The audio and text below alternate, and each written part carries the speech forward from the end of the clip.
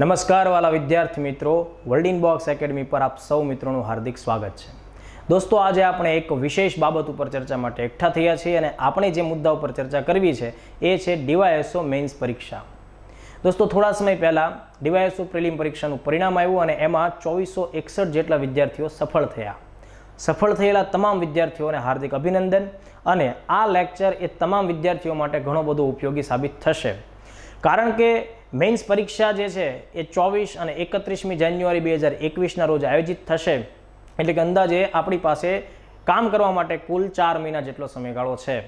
અને આપ પૈકી ઘણા બધા વિદ્યાર્થીઓ એવા હશો કે જેમણે અગાઉ મેઇન્સ લખી પણ હશે અને કેટલાક વિદ્યાર્થીઓ એવા પણ હશે કે જેઓ કદાચ પોતાના જીવનની પહેલી જ મેઇન્સ આ રીતે લખવા તરફ આગળ વધતા હશે. તો વર્લ્ડ ઇન બોક્સ દ્વારા ડીવાયએસઓ મેઇન્સ પરીક્ષાને ધ્યાનમાં રાખીને એક પ્રેક્ટિસ પ્રોગ્રામ છે એનું આયોજન કરવામાં આવી રહ્યું છે. આ આયોજન આપણે 25મી સપ્ટેમ્બરથી અમલમાં મૂકી રહ્યા છીએ. તો આજની આપણી આ જે ચર્ચા છે એનો મૂળ હેતુ એ છે કે હું તમને આ પ્રેક્ટિસ પ્રોગ્રામ છે એની વિવિધ બાબતો વિશે માહિતગાર કરું.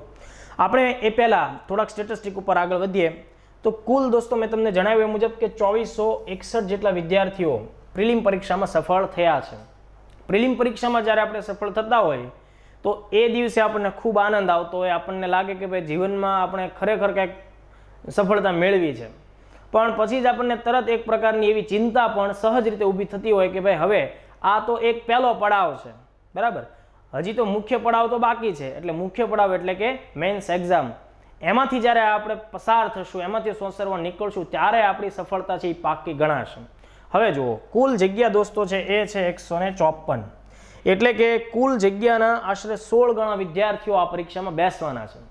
માની લો કે 2461 વિદ્યાર્થીઓ છે એ પરીક્ષા આપશે તો એ કુલ સંખ્યાના માત્ર 6% જેટલા ઉમેદવારો છે એ સફળ બનવાના છે. એટલા માટે તમારે લોકોએ આ 154માં પોતાનું સ્થાન મેળવવું હોય અને એમાં પણ ખૂબ સારી રીતે ડીવાયએસઓ જ બનવું હોય તો એના માટે તમારે વધુ સારી મહેનતથી સારા માર્ક્સ કવર કરવા પડશે. મુખ્ય પરીક્ષા છે એનો આધાર છે એ લખાણની પ્રેક્ટિસ ઉપર રહેલો છે. દરરોજ નિયમિતપણે આવનારા 3.5-4 મહિના માટે તમારું સતત લખાણ થવું જોઈએ. એ બારીકાઈથી ચોકસાઈપૂર્વકનું પ્રશ્નની જે પ્રકૃતિ છે અને એમાં જે આપણી પાસે માંગવામાં આવ્યું છે એ જ તત્વ આપણે એમને લખીને આપવું પડે. તો આ પ્રકારની સચોટ લેખન પ્રેક્ટિસ થાય તો જ આપણે એમાં રિઝલ્ટ આવે. તો દોસ્તો, મેઇન્સ પરીક્ષાની અંદર જે 154 જગ્યા માટે સંઘર્ષ થવાનો છે, સ્પર્ધા થવાની છે, એમાં કુલ તમારે 4 પેપર્સ છે એ આપવાના રહેશે. એમાંના 2 પેપર છે એ છે ભાષા સાથે સંકળાયેલા છે, એ છે ગુજરાતી અને અંગ્રેજી. અને બાકીના જે 2 પેપર છે એ સામાન્ય અભ્યાસ સાથે સંકળાયેલા છે, જેને આપણે સામાન્ય અભ્યાસ 1 અને સામાન્ય અભ્યાસ 2 એવા નામથી ઓળખીએ છીએ. ઓકે, હવે જો આ 4 પેપર છે એ તમે જાણો છો કે એ 100 માર્ક્સના પેપર છે. એટલે કે કુલ મેઇન્સ જે છે એ 400 માર્ક્સની પરીક્ષા આયોજિત થશે. આ બધા પેપર છે એનો સમયગાળો છે એ 3 કલાકનો રહેતો હોય છે. ઓકે, બીજું, આ બંને પેપર જે છે ગુજરાતી અને અંગ્રેજી એ 24મી જાન્યુઆરી 2021ના રોજ આયોજિત થશે.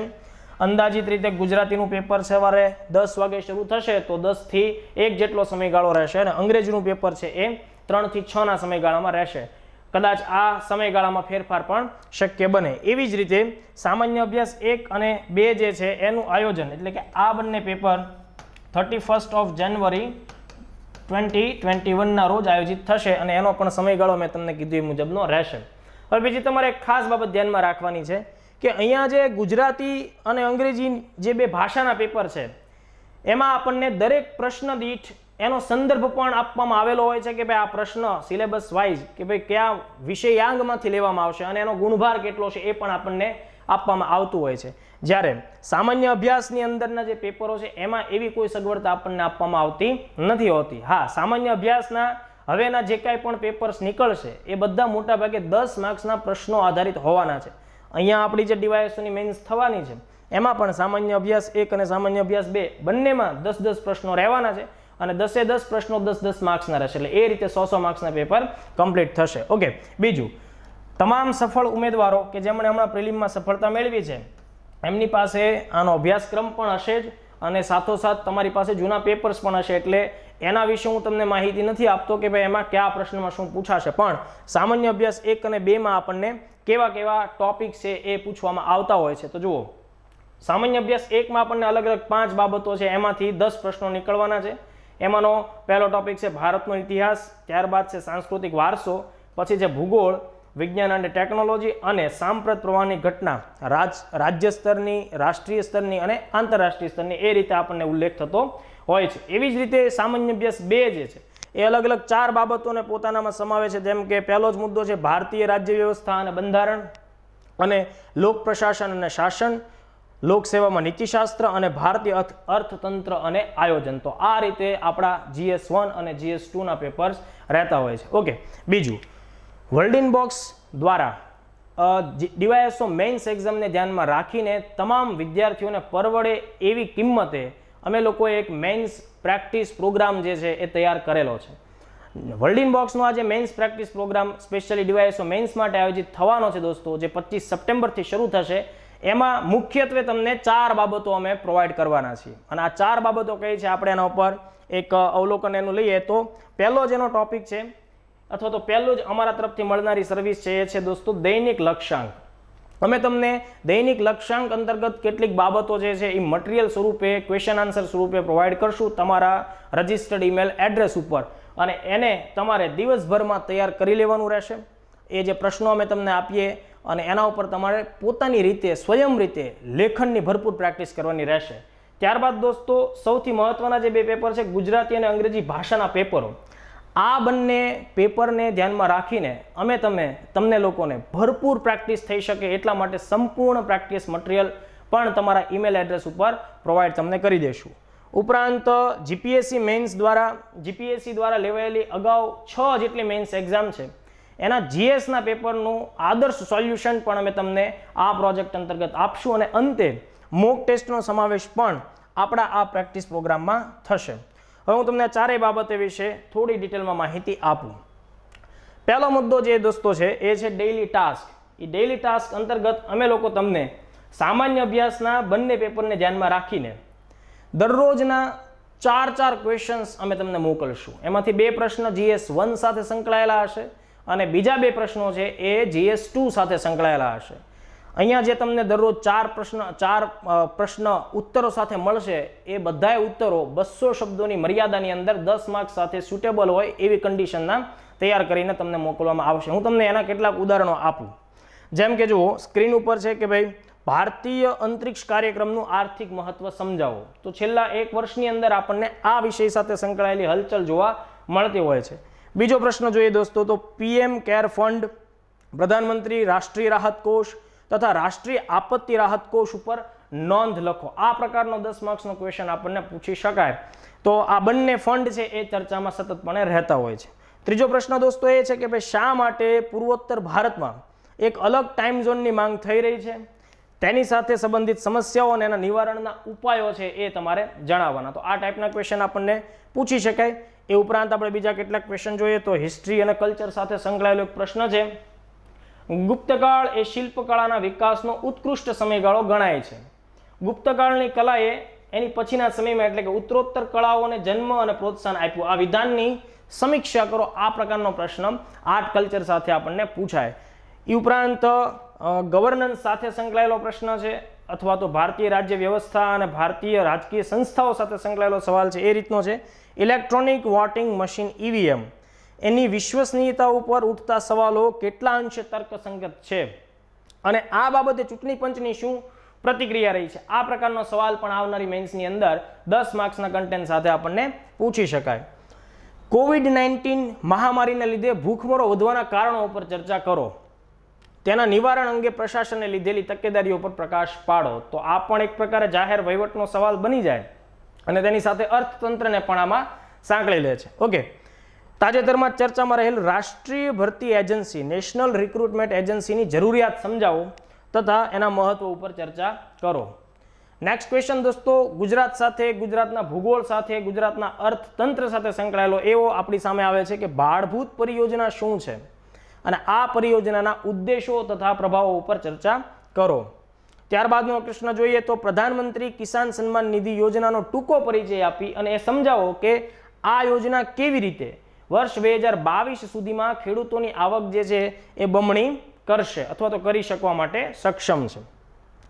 ગુજરાત સરકારની નવી ઔદ્યોગિક નીતિ 2020ની મુખ્ય વિશેષતાઓ પર ચર્ચા કરો. તો દોસ્તો આ રીતના આપણને જીએસના તમને લોકોને પર ડે 4 ક્વેશ્ચન વ્યવસ્થિત આદર્શ જવાબો સાથે તમારા ઘરે બેઠા અમે તમને મોકલી દઈશું. તમારે જસ્ટ એ પ્રશ્નોને વાંચવાના છે, સમજવાના છે, એના ઉપર ચિંતન કરવાનું છે અને પછી એ જ સવાલોને તમારે પોતાની મૌલિક ભાષામાં તમને જે પસંદ પડે એવી ભાષાની અંદર તમારે એને વારંવાર પ્રેક્ટિસ કરવાના છે. એટલે એક પ્રશ્ન તમારે પર ડે 2 વાર લખવો પડે અને જેટલું લખશો એટલી જ તમારી એમાં સમજ વિકસિત થશે અને તો જ તમારામાં એક ક્ષમતા આવશે, તો જ તમારામાં લાયકાત આવશે, જેથી કરીને તમે મેઇન્સમાં ખૂબ સારા માર્ક્સ મેળવી શકો. તો આ જે આખો આપણો પ્રોજેક્ટ છે એના અંતર્ગત ડેઇલી ટાસ્કના જે 4 સવાલો મળશે તો કુલ મળીને તમને એમાં 350થી વધુ ક્વેશ્ચન્સ તમારા ઘરે બેઠા મેઇન્સ પ્રેક્ટિસ માટે મળી રહેશે.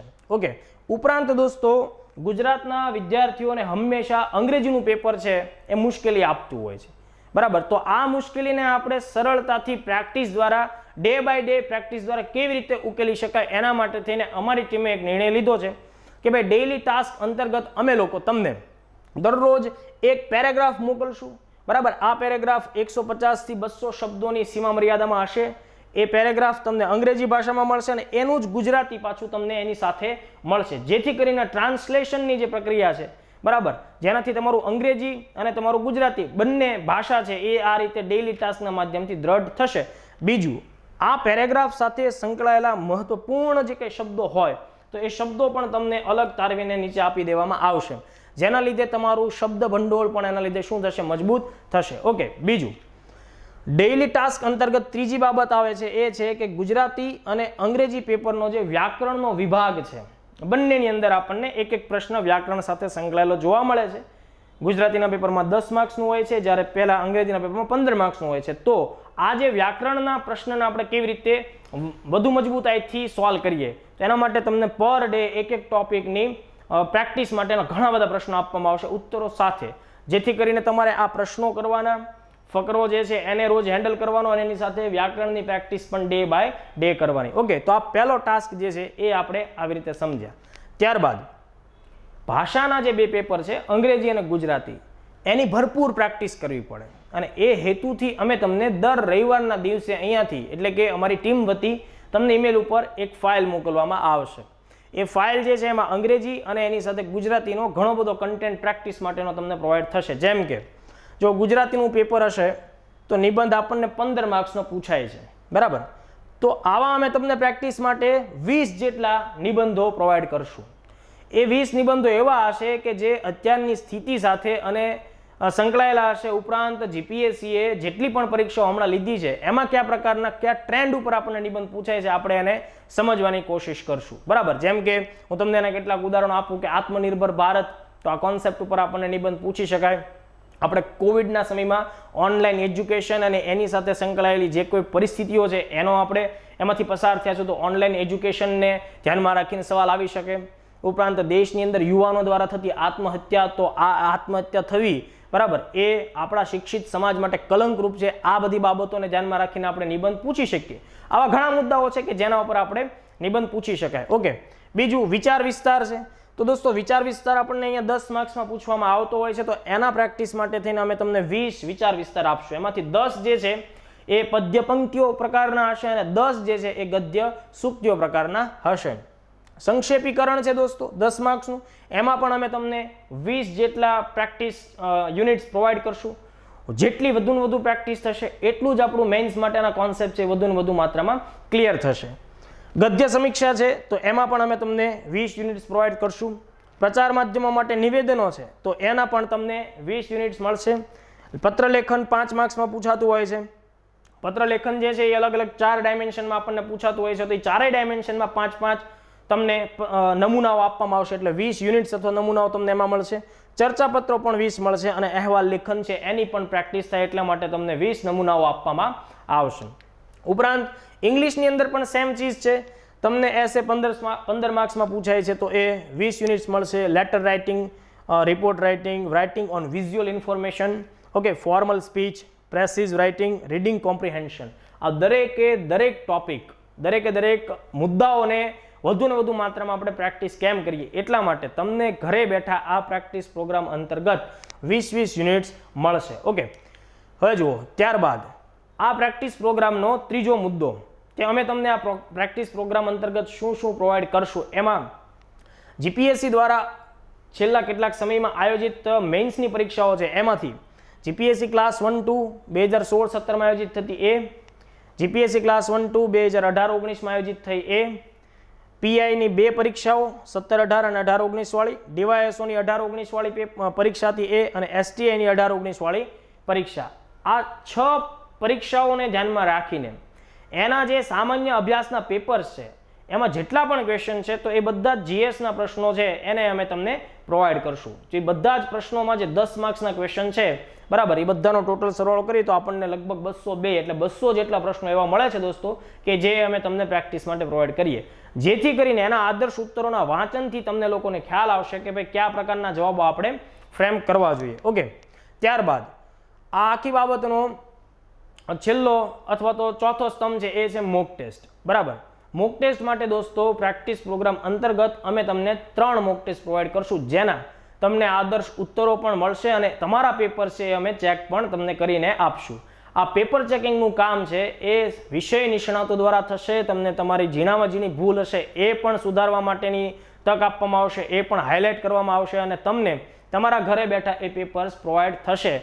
ઓકે, હવે જે વિદ્યાર્થીઓ ગાંધીનગર આવીને પેપર્સ આપી શકે તો એ ત્યાં પણ આપી શકે, અથવા પોતાના ઘરે બેસીને પેપર લખ્યા બાદ અમને એ પેપર સ્કેન કરીને એની ફાઇલ મોકલે, અમે અહીંયાથી એની પ્રિન્ટ કાઢી ચેક કરી ફરીથી સ્કેન કરી તમને રિટર્ન મોકલશું, જેથી કરીને આપણું આ ડિસ્ટન્સ છે કોઈ બાધાસ્વરૂપ રહેતું નથી. તો એના 3 રાઉન્ડ હવે આપણે આયોજિત કરવાના છે. એમાંનો પહેલો રાઉન્ડ દોસ્તો એ થશે 26-27મી ડિસેમ્બર 2020.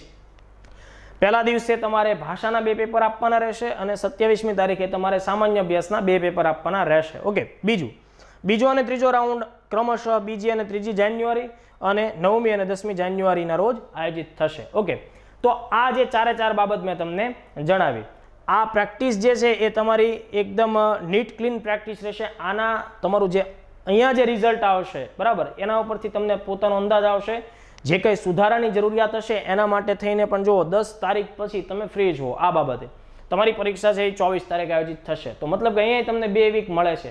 તો આ પેપર્સ આપ્યા બાદ તમને જ્યારે એમ લાગે છે કે તમારો કોઈ ટોપિક નબળો છે તો તમને એને સુધારવા માટે એને રિકવર કરવા માટે તે તમને એટલીસ્ટ 2 વીક જેટલો સમયગાળો મળે છે. ઓકે, બીજું, જે કોઈ વિદ્યાર્થીઓ આ ડીવાયએસઓ મેઇન્સ પ્રેક્ટિસ પ્રોગ્રામ છે એનો હિસ્સો બનવા માગે છે તો એ લોકોએ વર્લ્ડિન બોક્સ એકેડમી ગાંધીનગર ખાતે આ બંને નંબર ઉપર કોઈ નંબર ઉપર તમે ફોન કરી વધુ ડિટેલ મેળવી શકો છો. તમારું રજિસ્ટ્રેશન એમાં કેવી રીતે થઈ શકે, આ આખા કાર્યક્રમની શું ફીસ છે, એ બધી જ ડિટેલ તમને અહીંયા વાત કરવાથી મળી જશે. નંબર તમારે ખાસ નોટ કરવો 8238238787 8238238989. તો તમામ વિદ્યાર્થીઓ કે જેમને ડીવાયએસઓ પ્રિલિમ પરીક્ષા પાસ કરી છે 4 મહિના બાદ, જેમને ડીવાયએસઓ મેન્સ છે, આ પરીક્ષાઓ આ તમામ વિદ્યાર્થીઓ માટે કારકિર્દી માટે ખૂબ જ મહત્વની છે અને એ મહત્વની ગંભીરતાને ધ્યાનમાં રાખીને તે વર્લ્ડિન બોક્સે આ પ્રોગ્રામ છે ફ્રેમ કર્યો છે. આપ સૌ મિત્રોને ખૂબ ખૂબ શુભકામનાઓ. આપ જલ્દી સફળ થાઓ એવી શુભકામનાઓ. જય હિન્દ, જય ભારત.